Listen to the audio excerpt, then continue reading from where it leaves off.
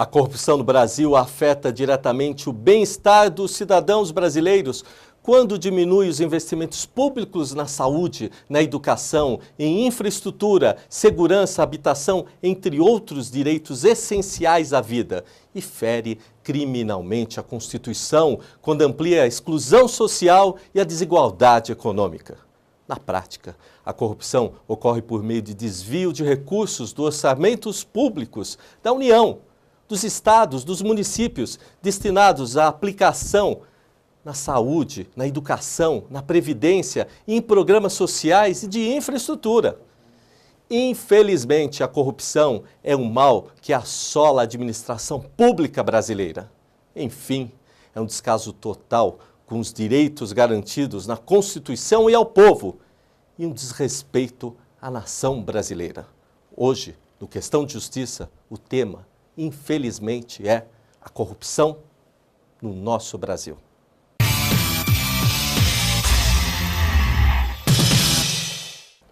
Bom, o programa Questão de Justiça, mais uma vez, vem trazer, à luz do direito, a direitos e deveres, a realidade do povo e do povo brasileiro. Passamos de novo entre centenas de vezes, entre décadas, na mesma situação, a questão da corrupção no Brasil.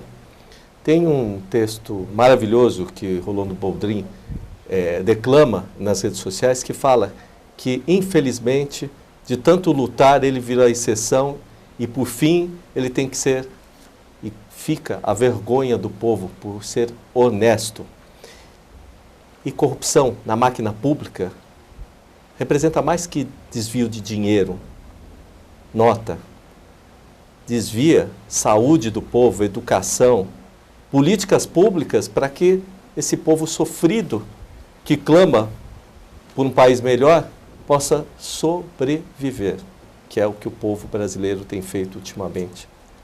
Sobreviver aos desmandos de políticas que não são voltadas para ele. É por isso que, graças a Deus, eu tive essa consciência nesse trabalho com um mestre que eu acho, que fez o Questão de Justiça com a gente, faz, e de vez em quando eu reclamo para ele voltar, ele volta, que é o Antônio Cecílio Moreira Pires, que é mestre nessa área, mas mais do que isso, que enxergar a administração pública, enxergar benefício para a população no geral. E eu estou muito feliz assim, que você está voltando de novo aqui, né? Eu te coloco do meu lado, mas como entrevistado também, para conduzir o programa hoje, para a gente falar de novo dessa questão terrível que o país passa com delação premiada, com desmandos, com Petrobras que era orgulho e não é, a administração pública que virou, né, o inverso.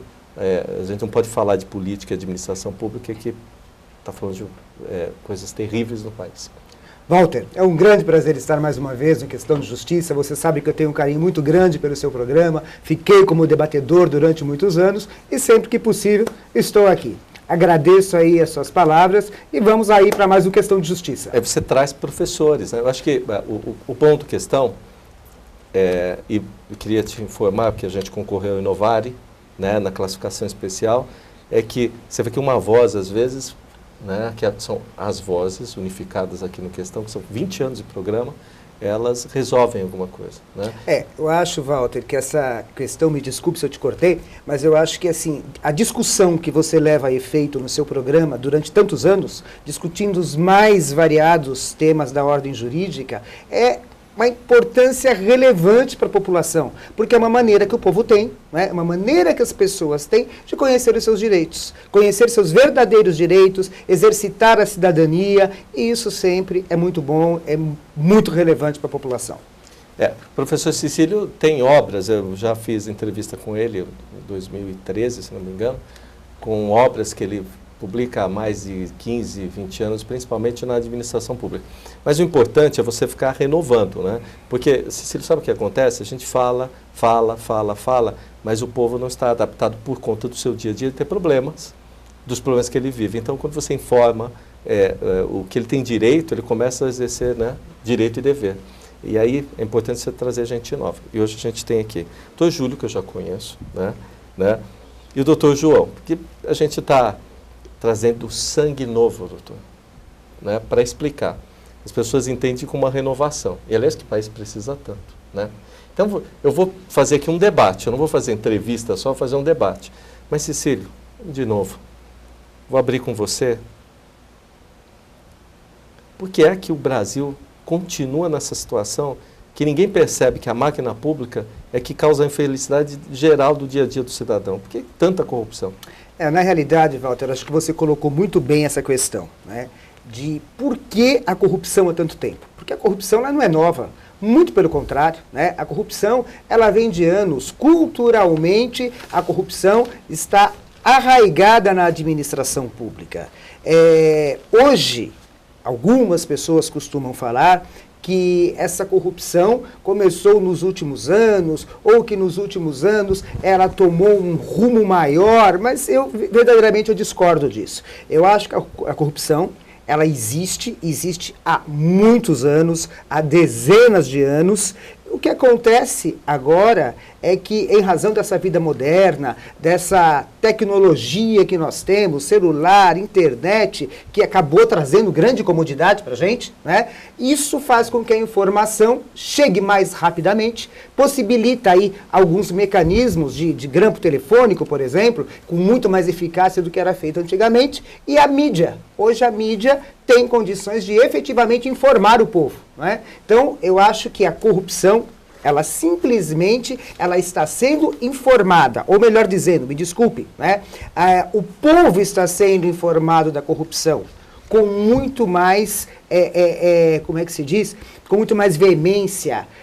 Todos os dias nós temos uma notícia, porque infelizmente a administração pública vive de corrupção há muitos anos, né? Por quê? Por conta da certeza da impunidade. Olha, outro dia, Cílio, ano passado, um daqueles protestos, por conta da falta de governança, em qualquer nível que for, eu encontrei o professor Júlio na rua, andando, porque, como bom professor que é, né, tinha feito a aula, então já ia para casa por conta de estar vendo a sua esposa e contribuindo com a nação. Ele não estava usando carro, estava usando condução. E estava indo a pé, professor, né, por conta da falta de pensar de um dos poderes. Não vou citar esse ou aquele, mas assim, faltou governança para se chegar a uma administração pública eficaz. Aí eu vou passar um pouco para ele, Cecílio.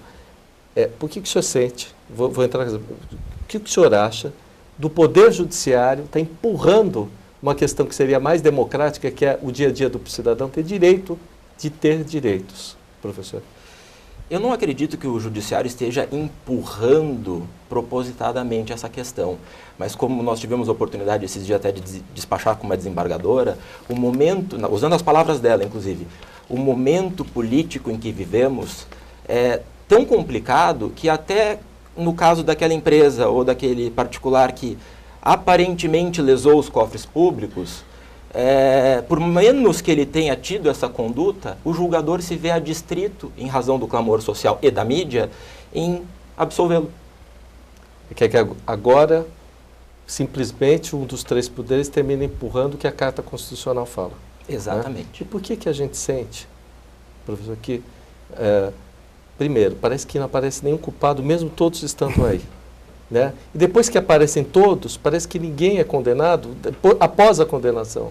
Porque só parece que é, mas o que é nunca acontece. Né? E uma das coisas que eu acho interessante, agora se deu um prêmio, a delação premiada. Cecílio, assim, aí você vê empreiteiro hoje, que teria uma condição séria e que termina quer uma condição séria no governo, sendo empurrado para poder falar porque é extorquido. Na realidade, Walter, e acho que o Dr. João vai poder completar muito melhor meu pensamento. A próxima pergunta. Mas, na realidade, o que acontece? Hoje, em razão da lei anticorrupção, né, que é mais uma das tentativas, né, do legislador coibir comportamentos ilícitos dentro da administração pública, porque, na realidade, nós já temos várias legislações, né, que são tentativas, e são grandes tentativas do legislador de coibir essa questão de ilicitude, de corrupção dentro da administração pública. Nós temos a Lei de Licitações, a 866 de 93, que é uma legislação profundamente rígida. Temos a Lei de Responsabilidade Fiscal, temos a Lei de Improbidade Administrativa e, mais recentemente, de 2013, a Lei de Anticorrupção, dita anticorrupção, né? E ela trouxe uma série de novas figuras, né? Ela trouxe a possibilidade do acordo de leniência, ela trouxe a responsabilidade objetiva da empresa, isso sem prejudicar a responsabilidade específica do indivíduo, da pessoa física. Ela trouxe a figura do compliance, né? Que é uma das maneiras que a legislação prevê para tentar diminuir, né? No caso de uma delação premiada, no caso aí de um acordo de leniência, diminuir a questão aí de responsabilidade. Que é essa pergunta que eu ia fazer para o doutor João é especialista na área, vai falar muito melhor do que eu. Novo tema, né, que vai permear aí, junto com tudo que a gente tem escutado, porque eu acho que o povo brasileiro nunca escutou tanta questão. Agora você...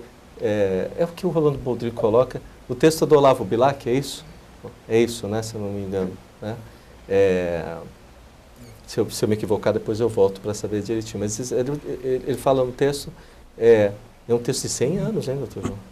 100 anos. Antigo. Que ele tem vergonha de ser honesto, né? É forte demais isso, mas há 100 anos falava isso. Bom, palavra nova, né? A gente tem escutado muito delação premiada, que agora permeia a mídia. Compliance. Então, compliance, Walter, primeiro gostaria de agradecer a participação no programa. O compliance, para falar a verdade, é um instituto, não é que é novo. As práticas de compliance são bem antigas, para falar a verdade. O que a gente teve de primeira ideia de compliance nos moldes atuais foi na década de 70, tá? Nos Estados Unidos, com a criação do FCPA deles, que é Foreign Corrupt Politics, alguma coisa. Esqueci agora o termo em inglês, tá? Mas o FCPA, com a criação do FCPA, as empresas que estavam... ele foi criado com o intuito de prevenir práticas de corrupção das empresas e puni-las por essas práticas, tá? Com isso, o compliance ele acabou tomando uma importância relativamente grande, porque o que acontece? Quando você tem uma empresa, dificilmente você tem noção exata de tudo o que está acontecendo lá dentro, tá? Então, para que servem as práticas de compliance? Para justamente você poder ter um controle maior da sua empresa, dos seus funcionários, para que evite que aconteçam essas práticas de corrupção, subornos, enfim, outras práticas comumente mostradas no jornal, nas notícias.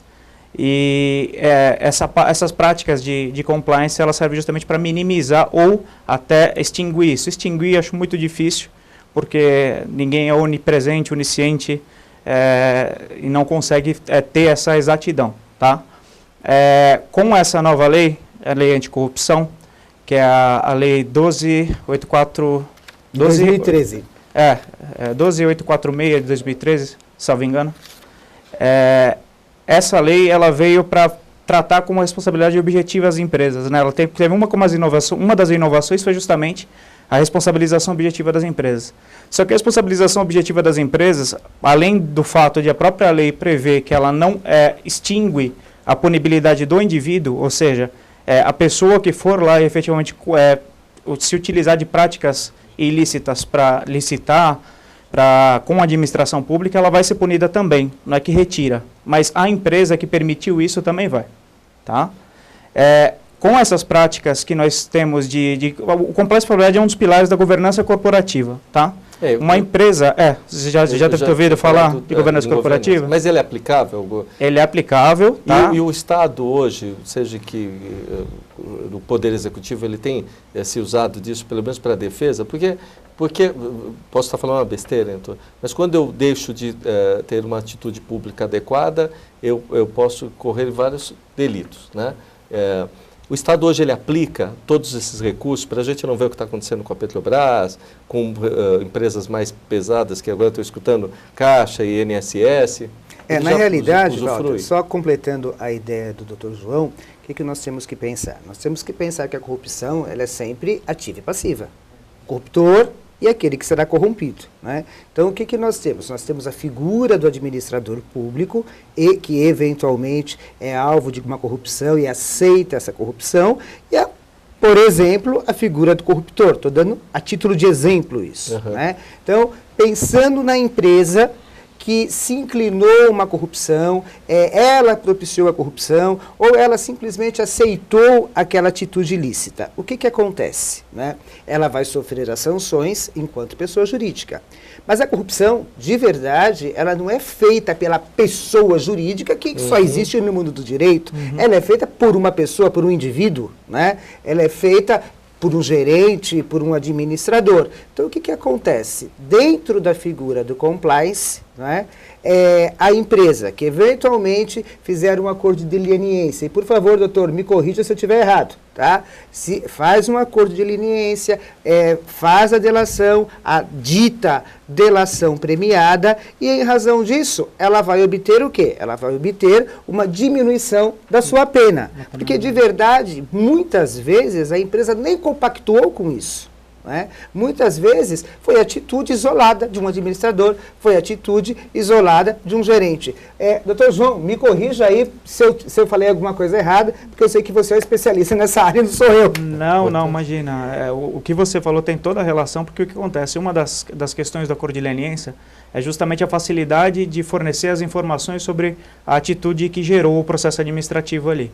Tá? Então, para você conseguir fornecer essas informações com exatidão, e você tendo uma empresa com mecanismos de governança corporativa e compliance bem estabelecidos, fica muito mais fácil. Tá? Então, você pode se utilizar desses mecanismos para facilitar o próprio acordo de leniência.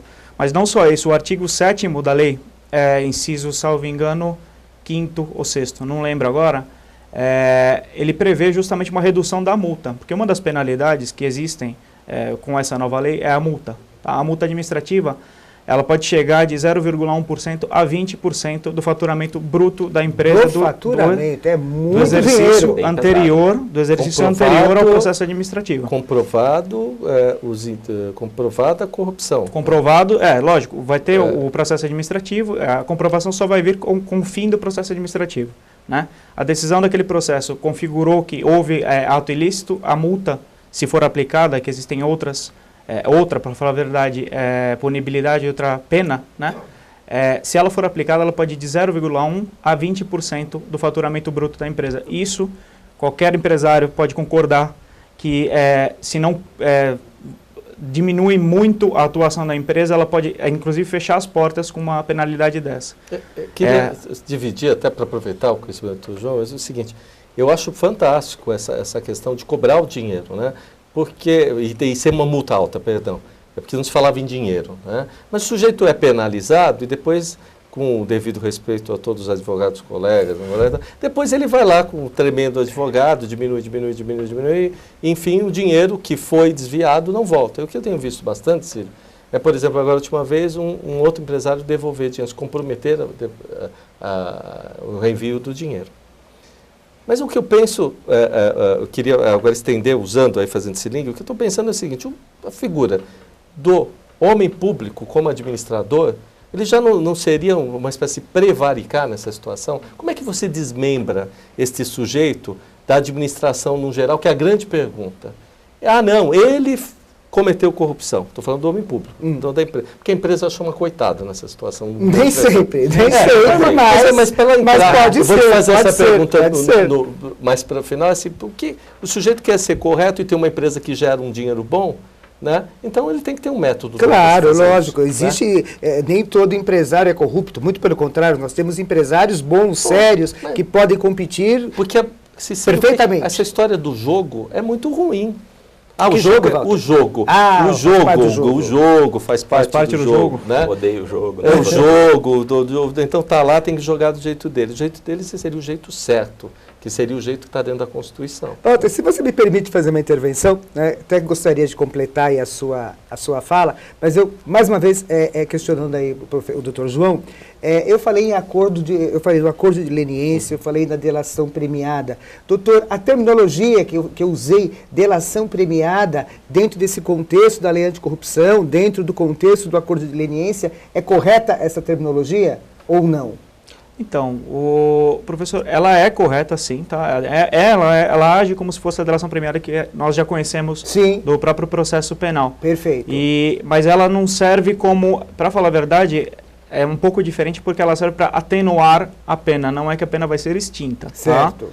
Então, e ela atenua a pena dentro do processo administrativo realizado nos termos da lei anticorrupção. exatamente, mas Perfeito. para isso, porque que acontece? Você tem às vezes, por exemplo, essas grandes empreiteiras que estão envolvidas nos escândalos recentes aí, essas grandes empreiteiras, elas têm uma estrutura muito complexa. Dentro da empresa, você tem diversas ramificações. Dentro da própria grupo, existem várias empresas. Então, se você não tiver uma política bem estabelecida, se você não tiver mecanismos de controle dos seus funcionários, dos seus procedimentos internos e externos, fica muito difícil você identificar onde é que ocorreu aquele ilícito, onde ocorreu aquele problema e por que foi gerado. Tá? Só continuando o que eu estava comentando sobre a questão da multa, o artigo 7º da lei, ele prevê justamente essa redução. Tá? Ele foi regulamentado pelo decreto 8.420 de 2015, foi em março, salvo engano. E esse decreto 8.420, ele especifica justamente quais são, no artigo 42 dele, especifica quais são as práticas de compliance que serão avaliadas para efeitos de cálculo da redução da multa. Tá? Nesse caso, uma das práticas que chama atenção, bastante atenção, é a questão dos procedimentos de ética e prevenção de atos ilícitos, né? Que estão previstos, se não me engano, no artigo 1º, no inciso 1º e 2º da lei, e a questão da transparência nas doações públicas. Transparência nas doações públicas é o que a gente ouviu e ouve com uma certa frequência. Então, quando você tem a lei, essa lei anticorrupção é legal porque ela trouxe, pela primeira vez no Brasil, positivada a necessidade das empresas de terem esses mecanismos de segurança, tá? Para que isso seja evitado.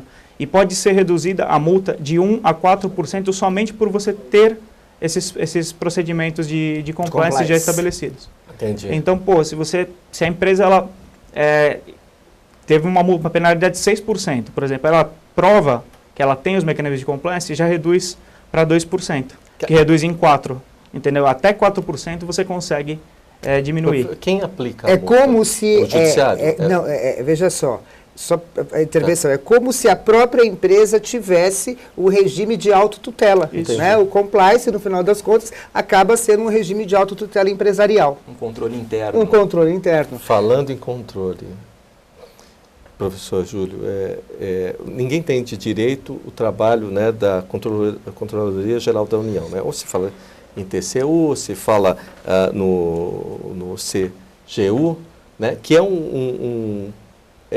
seria um ponto fundamental em tudo isso, que é o controle das contas, aprovação, tudo. Queria que o senhor explicasse um pouco, nesse contexto, como é que isso funciona.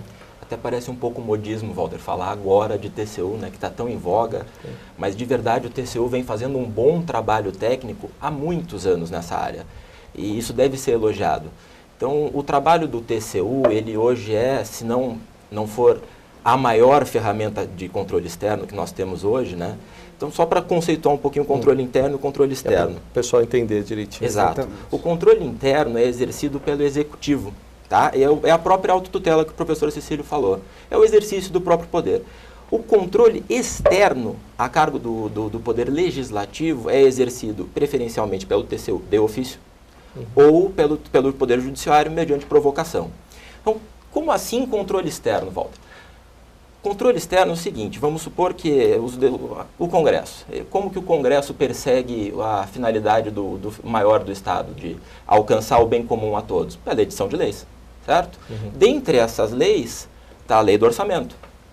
Então, como que os congressistas lotados em Brasília vão ter o controle de que aquela verba repassada para Maranhão, por exemplo, foi bem aplicada para a finalidade? Como? É onde o TCU brilha. Eu vou fazer um intervalo agora, vou voltar de novo com esse assunto, que eu acho que a questão da lei de diretriz orçamentária, né, é importantíssimo para a gente saber fazer o controle. E a questão de justiça vai para o intervalo com a Casa Hope, que realmente faz um movimento de cidadania, uma situação que você deve perceber e ajudar. porque quando você está dentro do problema, quando tem essas crianças lá que têm câncer e outras doenças, e a família ali participando, é quando você sente que tem que ajudar um pouco. Então, antes de você sentir isso na carne, ajude a aumentar essa corrente de auxílio. Esse é o intuito da Casa Hope. Vamos ver o intervalo.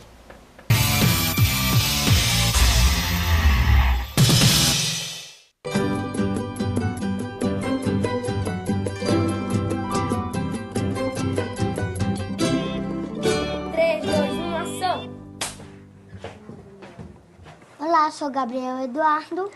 E eu sou a Jaqueline e essa é a Casa Hope TV. Vamos contar um pouco sobre a Casa Hope para vocês. Para começar, trouxemos a Cláudia, fundadora da Casa Hope.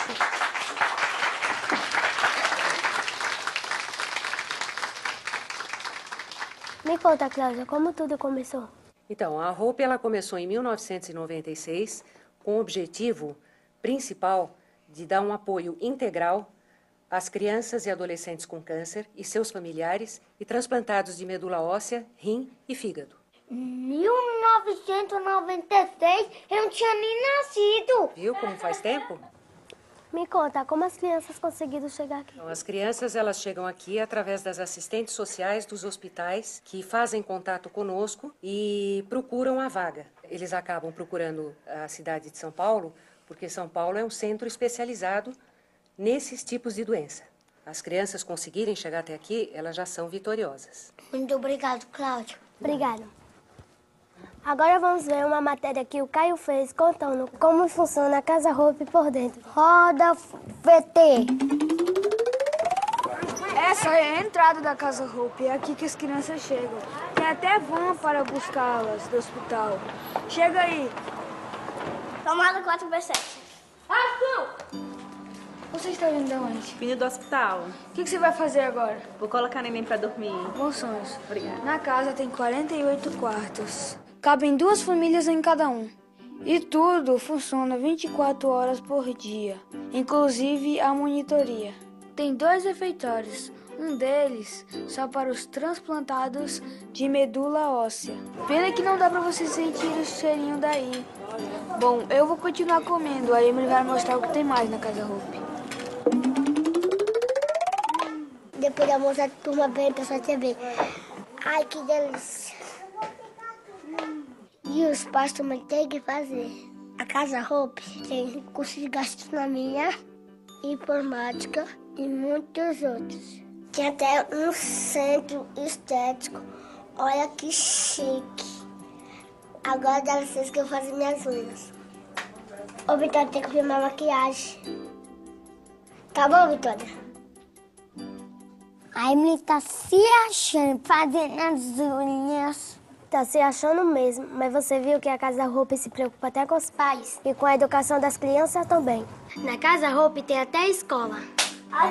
A gente aprende tudo aqui. E as professoras são muito legais.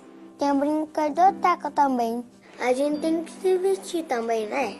Agora vamos ao vivo na aula TMO, onde Marcos está com a nossa monitora. Marcos, nós estamos ao vivo. Bom, Marcos, tu tá me ouvindo? A gente tem algum probleminha técnico. Tá tudo resolvido? É com você, Marcos. Estou ao vivo aqui da ala TMO com a monitora Cida. Cida, o que significa TMO? TMO é transplante de medula óssea. Nós oferecemos a esses pacientes que chegam aqui debilitados condições especiais. Após o transplante, esses pacientes estão bem fragilizados e necessitam muito mais de cuidados como a higienização e outras coisas. E vocês atendem adultos também? Sim, nós atendemos transplantados de todas as idades. Muito obrigado, Cida. Marcos Vinícius, da TMO para os estúdios. Esporte. Nesse fim de semana tivemos mais um clássico na quadra da Casa Hope. O jogo estava muito disputado. Terminou o primeiro tempo em 2-1 para o time azul. Mas no segundo tempo, o time laranja virou o jogo, terminando a partida em 3-2.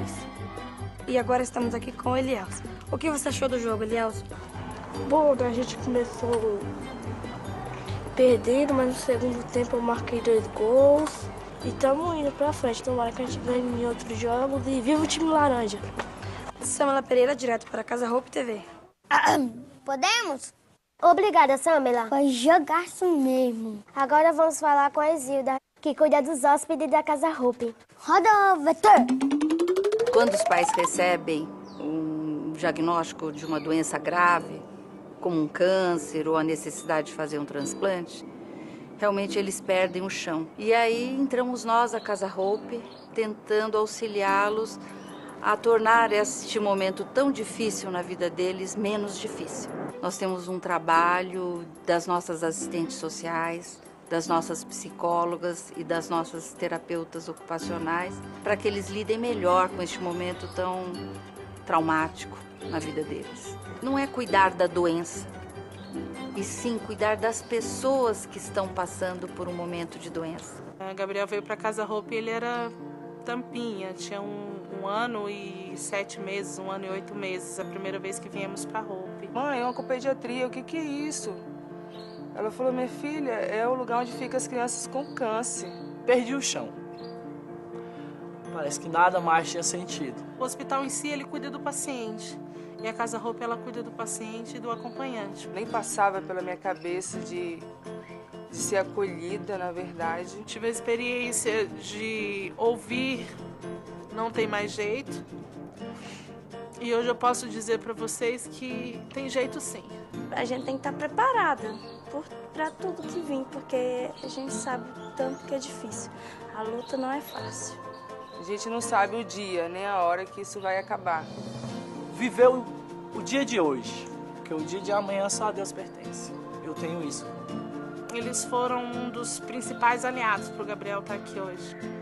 Porque sem a Casa Hope eu não teria condição nenhuma de dar o tratamento para o Gabriel. São muitas pessoas que precisam, né? Tem muita gente, muita gente. Eu, graças a Deus, consegui o tratamento. Quantos não conseguiram?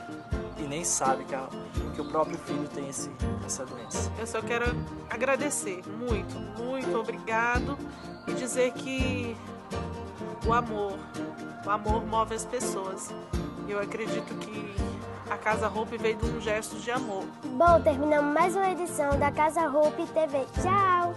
Tchau, até a próxima. Beijão, gente.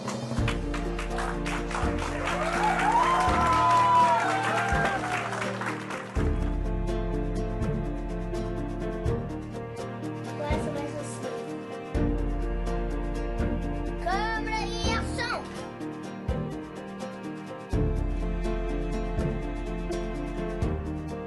Pra tirar a camisa?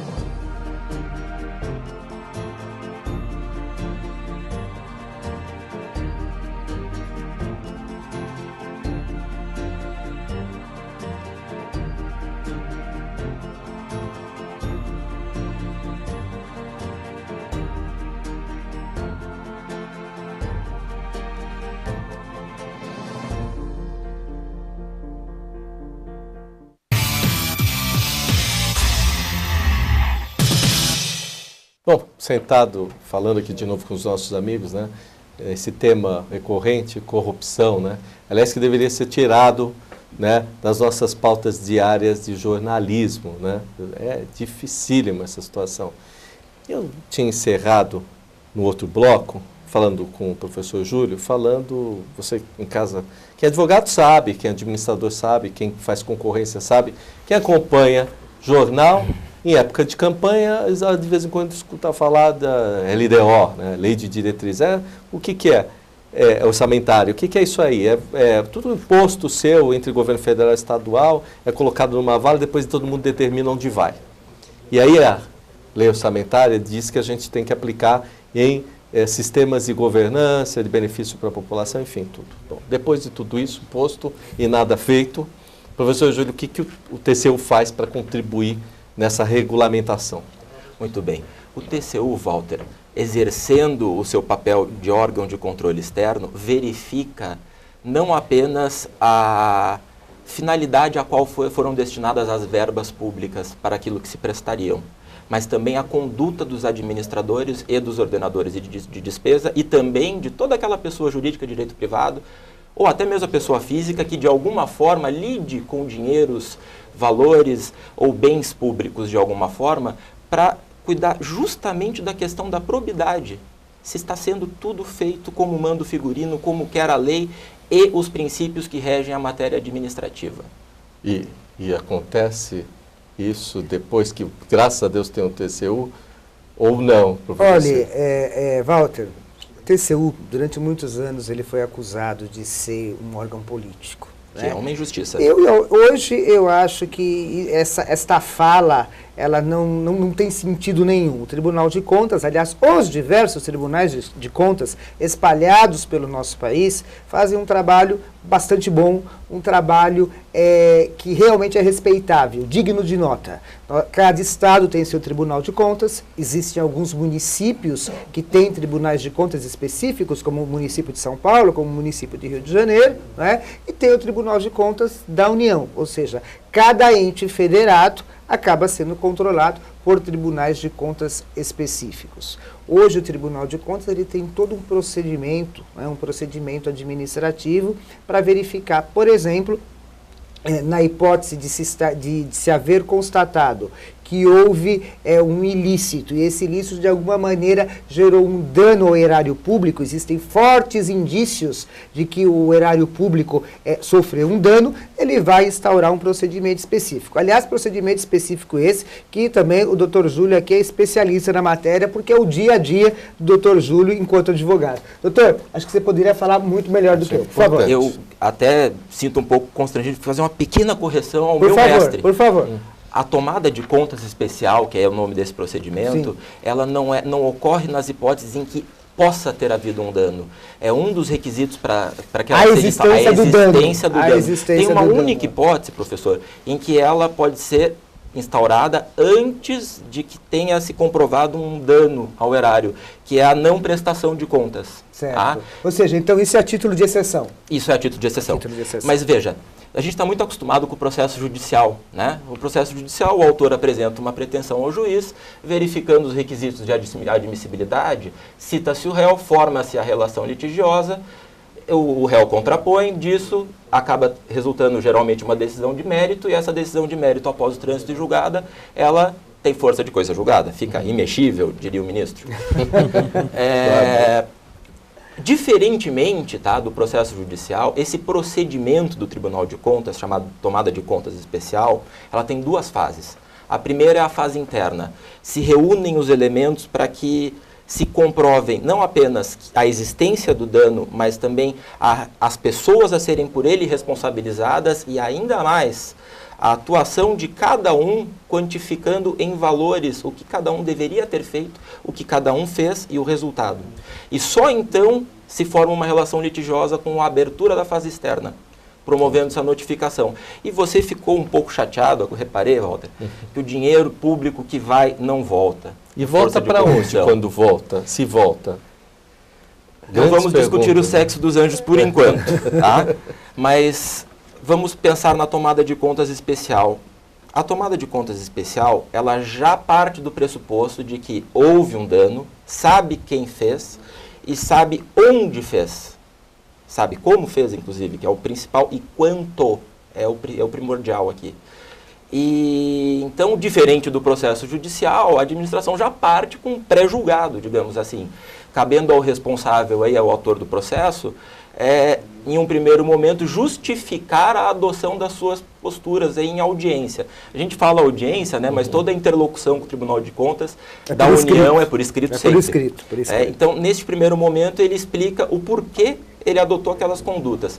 Se ele não lograr provar a boa-fé dele naquela hipótese, Walter, se promove então uma nova notificação dele, isso causa um rebuliço tremendo entre os advogados, e aí ela se chama de citação, que para nós a citação deflagra a relação litigiosa e começa o processo judicial. Aqui não, ele começa com a audiência do responsável. Se ele não logrou comprovar sua boa-fé, então ele vai ser citado para que apresente as suas alegações de defesa. Aqui, na citação, na notificação para a audiência, ele explica o porquê. Se o porquê dele não colar, ele vai apresentar a sua defesa, em que ele não vai mais defender o mérito das atitudes, mas sim o resultado delas. Quer dizer, se nessa defesa, no final, ele não conseguiu o êxito dele, aí sim a aplicação desses mecanismos de defesa, de controle, ou já está atuando na situação? Não, Ele vai voltar o dinheiro, pronto. Você quer saber? Quer saber onde está o dinheiro? Da volta do dinheiro público, é isso que você quer saber. Olha, sabe por quê, professor? Porque é o seguinte, eu acho que se o dinheiro voltar, ele tem que ser usado para investir naquilo que foi perdido. Nem que esse sujeito, vou falar da Petrobras, vai cavar poço, entendeu? Para tirar petróleo. E nem bota ele lá no pré-sal, lá no final do fim do oceano. Mas tem que ter uma volta para que a população entenda que se fez errado, cumpre-se em cima da lei. Então, e aí, só para dar um prisma, o resultado, até em respeito ao princípio do devido processo legal, o procedimento de tomada de contas especial em sua fase externa comporta recursos, enfim. Mas vamos passar para os finalmente, que é o que te interessa. Verificada a responsabilidade dos agentes ali em recompor o erário público, o Tribunal de Contas emite uma cobrança. Mas o Tribunal de Contas, em que pese tem o nome tribunal, não é um órgão judiciário. Então, as decisões dele não são autoexecutórias. Então, o que o TCU pode fazer?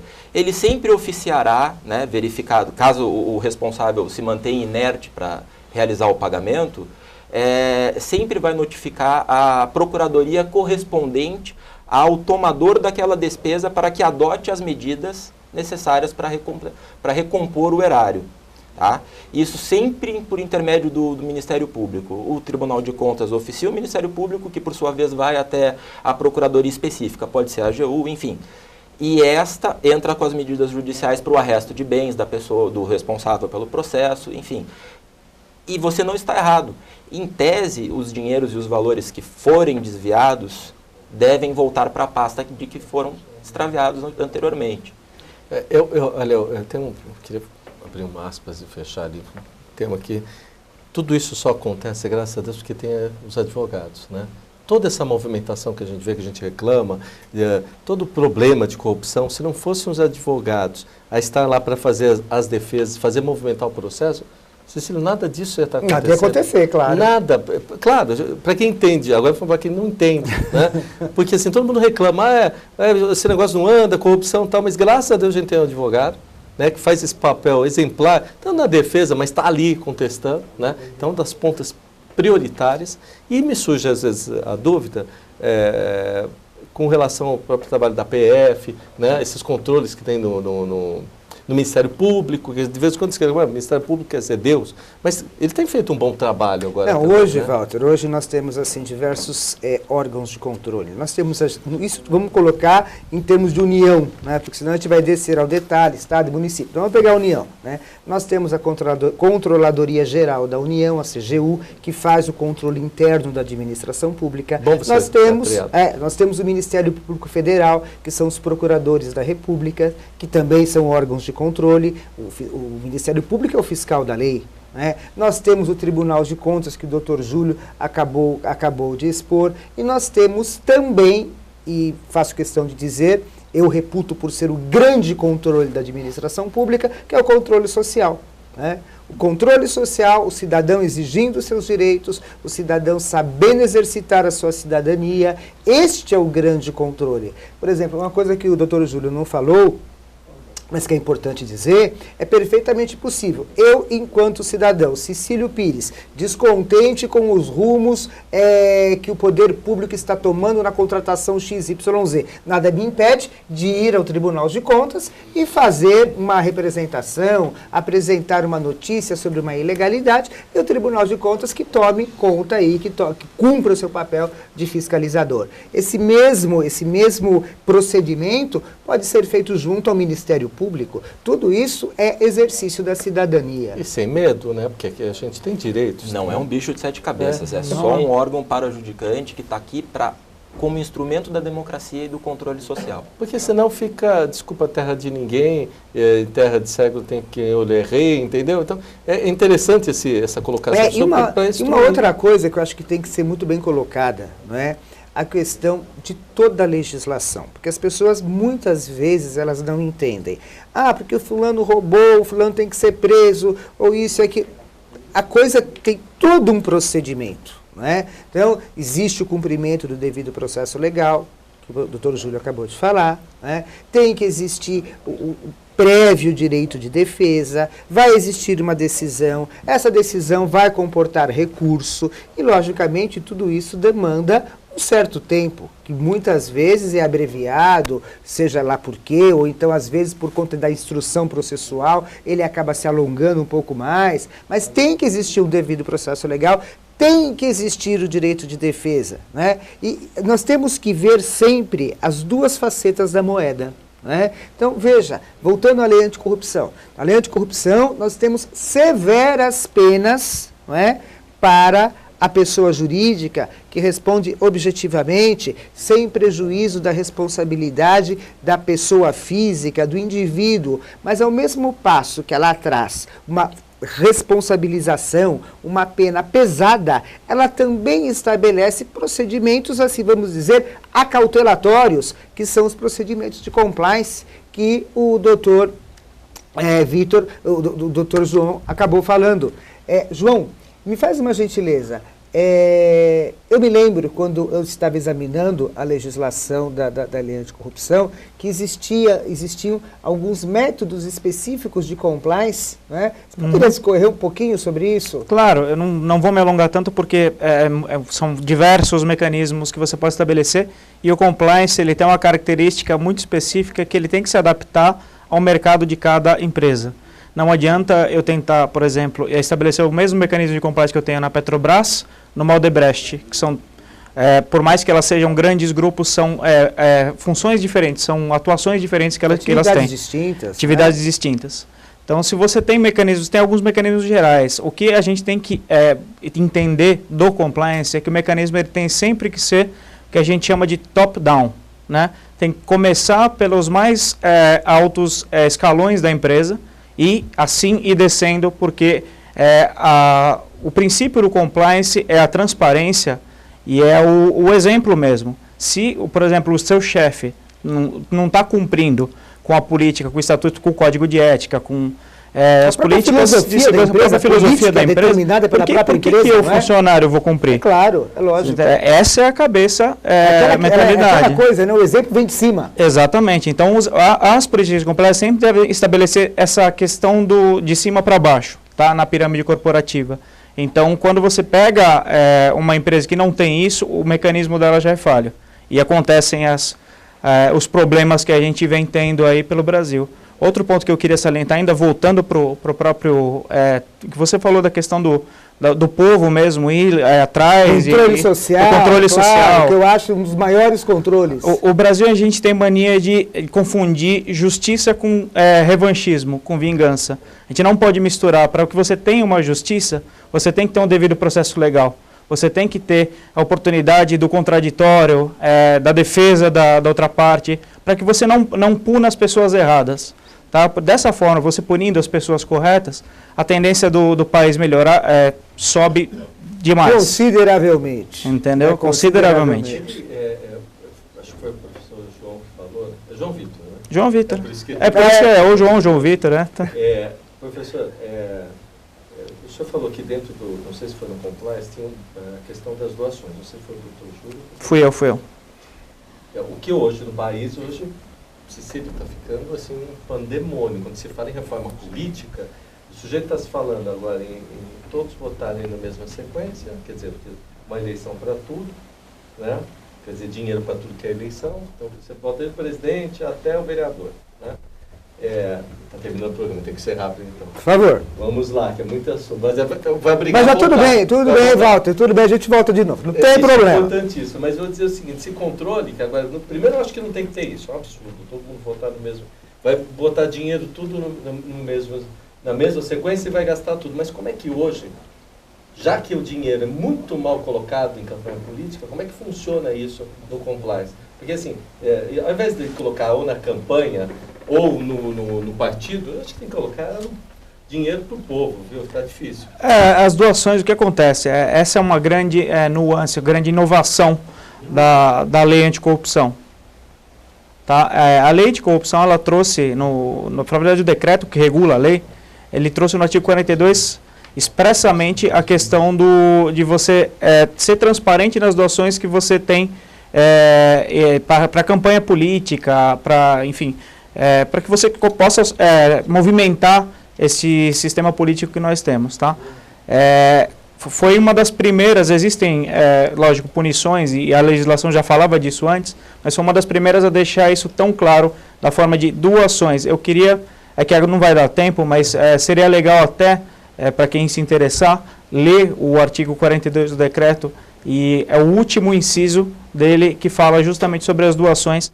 Lê o texto, ele deixa expressamente, deixa claro, né, deixa de forma expressa a questão das doações ali. Eu achei muito interessante essa inovação que a lei trouxe. Então, vou provocar o professor. Eu quero que o senhor faça um artigo para botar no site do Questão de Justiça, que aí fica interessante, né? A gente colocar. Quantos minutos ainda tem? Podemos. 3 minutos? 4 minutos?